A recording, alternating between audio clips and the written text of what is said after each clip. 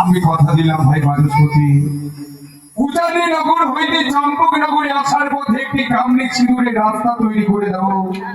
অপরদিকে উজানি নগরী থেকে চম্পক নগরে ফিরে যাবার জন্য আরেকটি আমি কামনি সিঁদুরের রাস্তা তৈরি করে দেব। আর মাঝে মাঝে আমি কদমের বৃক্ষ রোপণ করে দেব ভাই বাচস্পতি।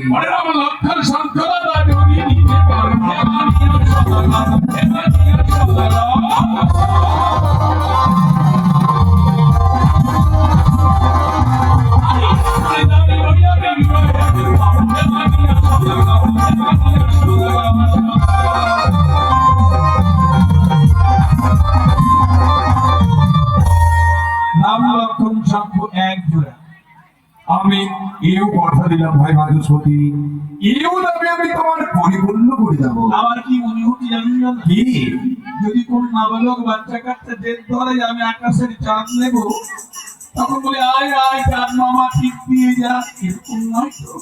কেন ভাই বাচস্পতি? এগুলো আপনি পাবেন কোথায়? তোমার হয়তো জানা নেই ভাই বাচস্পতি, আমি শৈব পূজারী, আমি চণ্ডীর উপাসক।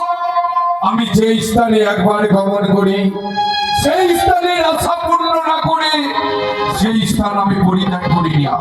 আমার গৃহে বাধা রয়েছে ৩৩ কোটি দেবতা, তাই তো তাদের কাছে চাইতে দেরি, পেতে দেরি নয় ভাই বাচস্পতি।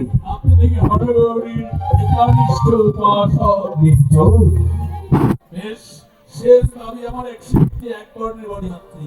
তাই বুঝি? আমি কথা দিলাম ভাই বাচস্পতি, এও দাবি আমি তোমার পরিপূর্ণ করে দেব। চম্পক নগর হইতে ১০১ খানা বরযাত্রা আমি একই বর্ণে নিয়ে আসবো, কিন্তু তার মধ্যে চিনে নিতে হবে তোমাদের নবগত জামাতা। আপনি যদি ১০১ বর্ণের বড়িমাত্রী আনতে পারেন,